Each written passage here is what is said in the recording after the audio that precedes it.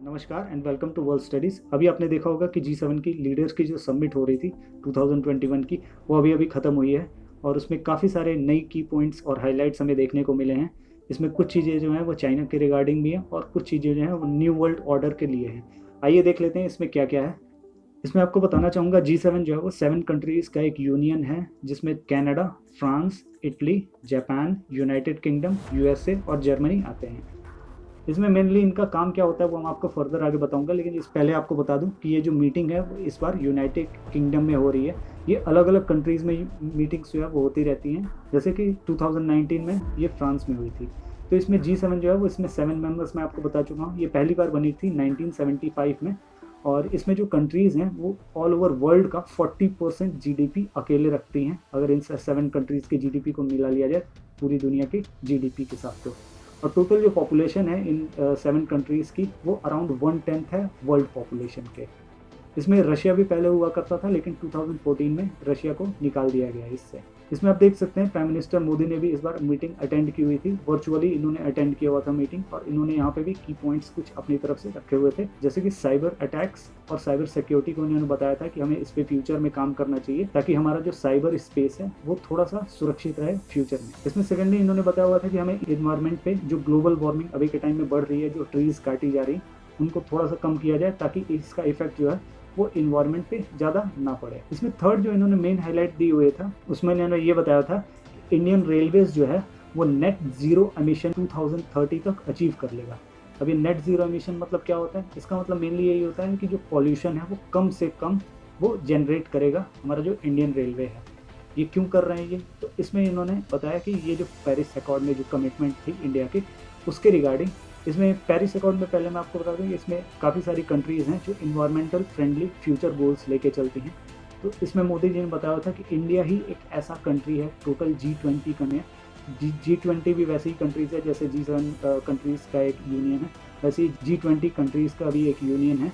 Future के cooperation के लिए ये काम करते हैं कि फ्यूचर में ये अपनी तरफ से क्या क्या योगदान देंगे। इसमें इन्होंने पेरिस अकॉर्ड जो है उसमें ये साइन किया हुआ था। इसमें पॉल्यूशन को कम करने को लेकर इंडियन रेलवेज जो है वो इंडिया की अचीव कर रही है ज़ीरो एमिशन, और वो 2030 तक टोटली अचीव कर लिया जाएगा। इसमें आगे देख लेते हैं कि क्या है। तो कई लोगों को ये लगेगा कि क्या इंडिया पार्ट है G7 मेंबर्स का?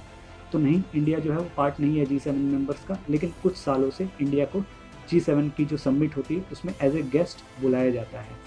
तो इसमें 2019 में जो पहली समिट में जो इंडिया एज ए गेस्ट गया हुआ था ये फ्रांस में हुई थी। तो फ्रांस के प्रेसिडेंट जो है इमैनुअल मैक्रोन, उन्होंने बुलाया हुआ था यहाँ पे पीएम मोदी को एज ए गेस्ट, और भी कुछ कंट्रीज़ को बुलाया हुआ था। सेकंड जो यहाँ पे G7 समिट हुई थी वो यूएस में हुई थी, और यहाँ पे प्रेसिडेंट ट्रंप जो है उन्होंने इनवाइट किया हुआ था प्राइम मिनिस्टर मोदी को G7 समिट में, लेकिन क्योंकि पैंडेमिक था तो वो समिट नहीं हो पाया था। कंट्रीज़ ने जो है वो वर्चुअली इसको अटेंड किया हुआ था।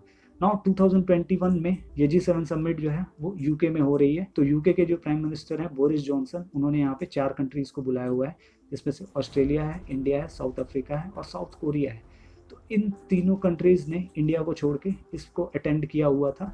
बस इंडिया ने नहीं किया हुआ था। इंडिया ने इसलिए अटेंड नहीं किया हुआ था क्योंकि यहाँ पे पेंडेमिक चल रहा है, तो पीएम मोदी ने वर्चुअली इसको अटेंड किया हुआ था। ये देख सकते हैं आप, ये फ्रांस की G7 की फोटोज़ हैं जिसमें प्राइम मिनिस्टर मोदी और ट्रंप जो है वो बैठे हुए हैं। ये देख सकते हैं आप, पीएम मोदी ने जो है G7 को वर्चुअली ज्वाइन किया हुआ है।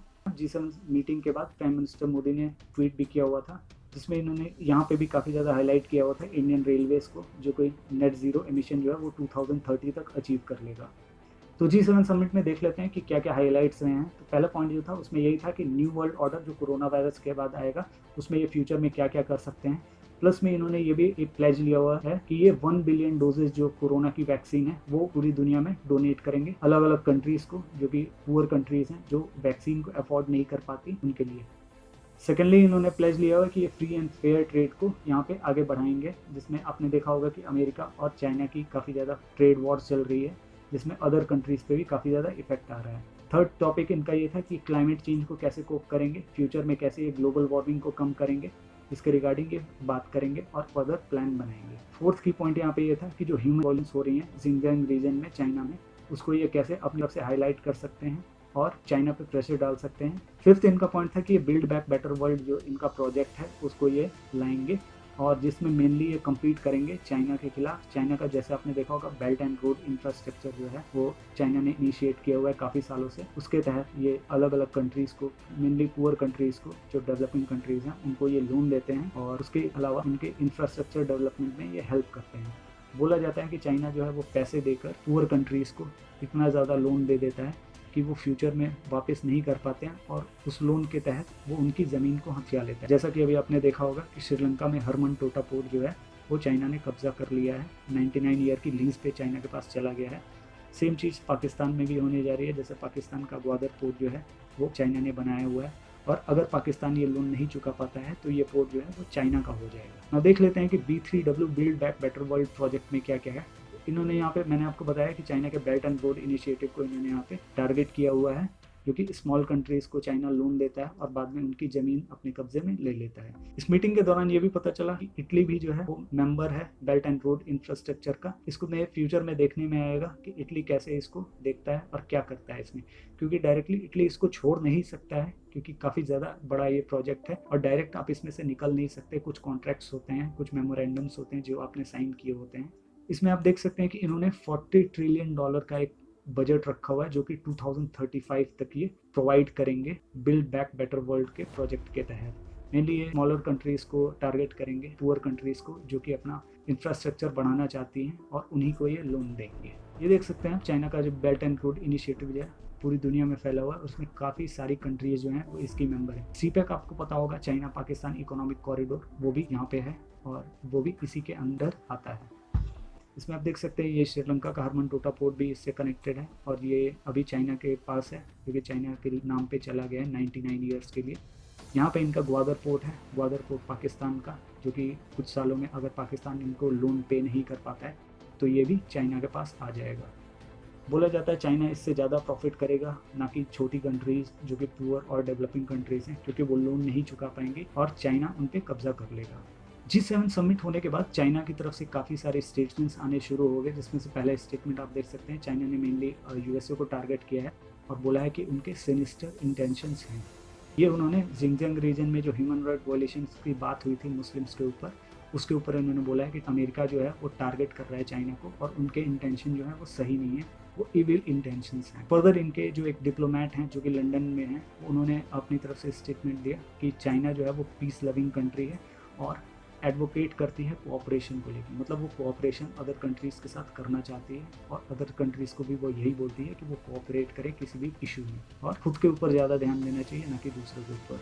फर्दर इन्होंने बोला कि चाइना के जो इंटरनल अफेयर्स हैं उसमें किसी को इंटरफेयर नहीं करना चाहिए। चाइना की सॉवरेनिटी पे, सिक्योरिटी पे या डेवलपमेंटल जो इंटरेस्ट हैं इनके, इन पे अगर कोई इंटरफेयर करता है तो चाइना फाइट बैक करेगा। इसमें काफ़ी इंटरेस्टिंग था कि ताइवान गवर्नमेंट का भी इसमें स्टेटमेंट देखने को मिला, जिसमें इन्होंने G7 को काफ़ी ज़्यादा वेलकम किया और उन्होंने बोला कि और भी इनको ग्रेटर इंटरनेशनल सपोर्ट चाहिए चाइना के खिलाफ। आपको पता होगा कि चाइना जो है वो ताइवान को अपना इंटीग्रल पार्ट मानता है, बट ताइवान में एक डेमोक्रेटिक गवर्नमेंट है और वो चाइना को अपने आप से अलग मानते हैं। अभी आज ही की न्यूज़ है, चाइना ने 25 फाइटर जेट्स ताइवान के एयर स्पेस में भेजे हुए थे।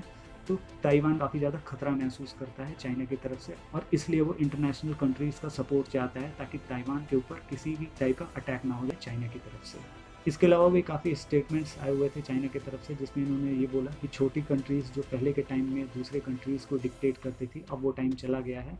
अब किसी भी कंट्रीज़ के ऊपर छोटी कंट्रीज़ जो हैं वो वर्ल्ड ऑर्डर अपनी तरफ से नहीं दे सकती हैं। एग्जैक्ट स्टेटमेंट अगर मैं पढ़ दूँ तो वो ये था, days of small group of countries dictating global decision are long gone. मतलब इसका वही है कि कोई भी जो छोटी कंट्रीज़ का ग्रुप है वो दुनिया के ऊपर रूल नहीं कर सकता है।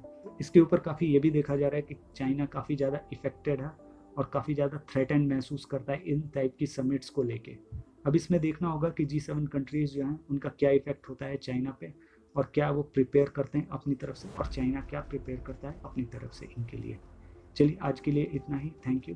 अगर आपको हमारी वीडियो पसंद आई है तो कृपया इसको लाइक कर दें। अगर आपको हमारा कंटेंट पसंद आता है तो चैनल को सब्सक्राइब कर दें और अगर आपकी कोई भी क्वेरी या क्वेश्चंस या फीडबैक हो तो उनको कमेंट सेक्शन में बता दें। धन्यवाद। जय हिंद।